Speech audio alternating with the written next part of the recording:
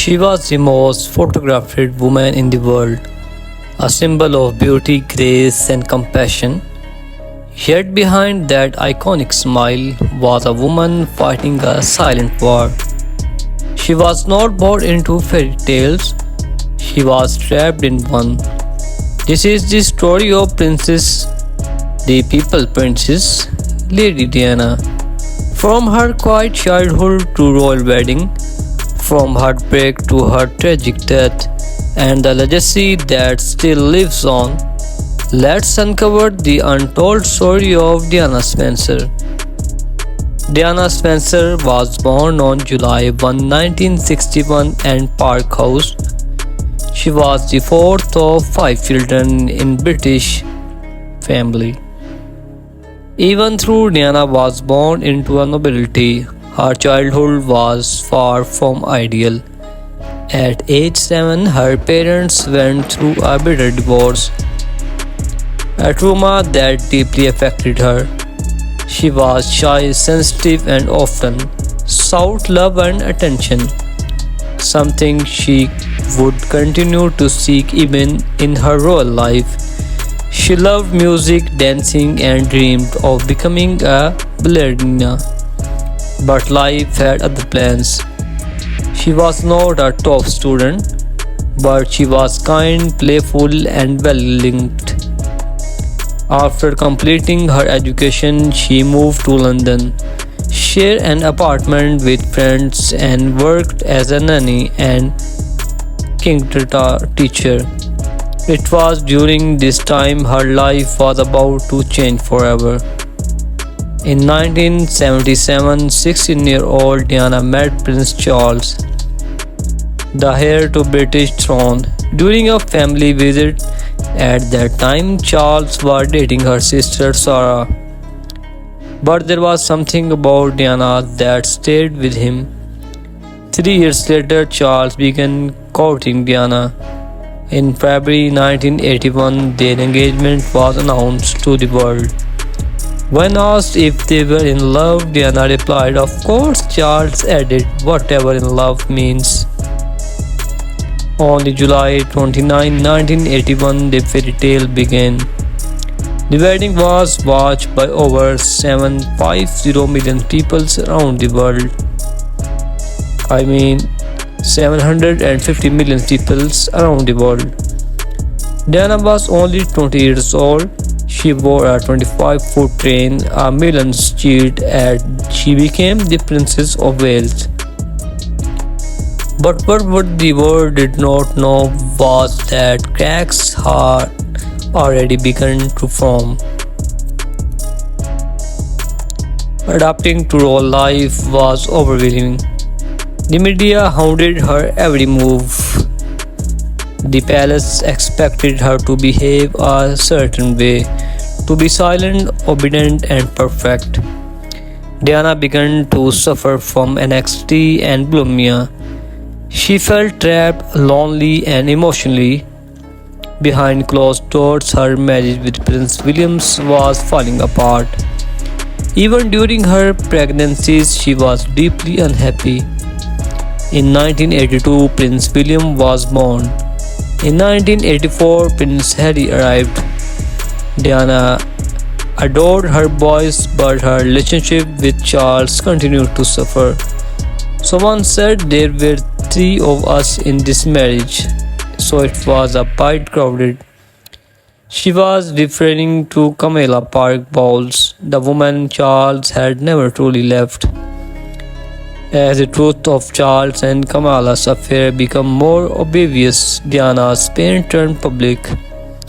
She started taking control of her story, giving interviews, attending solo events, and winning hearts everywhere she went.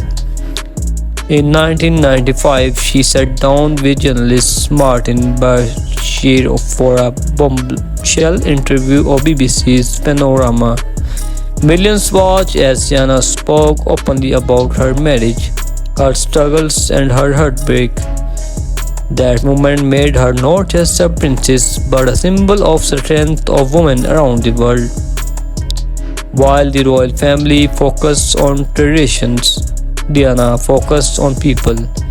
She visited AIDS patients at a time when people were afraid to touch them. She hugged sick children, walked through minefields in Angola, and brought attention to issues the royal never had dared spark of.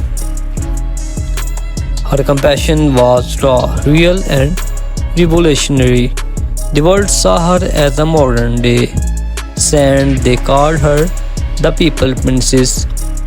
She changed the very idea of what it meant to be royal. In 1996, Charles and Diana officially divorced. She lost her title of Her Royal Highness but gained something more powerful, her freedom. She focused more on humanitarian work, charity, and spent more time with William and Harry. She also began a relationship with Rudy Al Fayed, son of Egyptian billionaire Muhammad Al Fayed. Desperate trying to live a private life, the paparazzi never let her go. On August 31, 1997, Diana and Dodi were in Paris. As they felt the Ritz Hotel late at night, paparazzi cashed their car through the streets. Inside the pond, the Alamatun, the speeding car crashed. Dodi and the driver died instantly. Diana was critically injured. She passed away a few hours later. She was just 36. The world stopped. People cried in streets. Over 1 million boutiques were placed outside Kingdom Palace. Over 1 million buckets were placed outside Kingston Palace. Her funeral was watched by 2.5 billion people. Elton John sang and written version of Candle in the Wind. My beautiful viewers and all my subscribers, I hope you enjoy this video. So my beautiful viewers, if you enjoy this video, please share this video with your family and friends. So many questions the circumstances of Diana's death. Why was the car speeding? Why were not they wearing seat belts? Was it just an car accident or something more? Rudy's father claimed it was a royal conspiracy to stop Diana from marrying a Muslim. Official investigations ruled it an accident caused by a drunk truck driver, but doubts still remain. To this day, many believe we will never know the truth. Diana's legacy lives on through her sons, Prince William and Prince Harry. They have continued her humanitarian work, often speaking of their mother's love and pain. Countless films, documentaries, and books continue to honor her life. She redefined what it means to be royal, showing that vulnerability is not weakness but strength. She made her world kinder even for a moment. Lady Diana was not just a princess, she was a rebel with a heart. A mother who gave everything for her children, a woman who dared to speak the truth. Her story is not just a royal tale, it's a human one, and a truth she left too soon. The candle still burns in the wine. Thank you for watching. If this story moved you, like, share and subscribe for more inspiring story.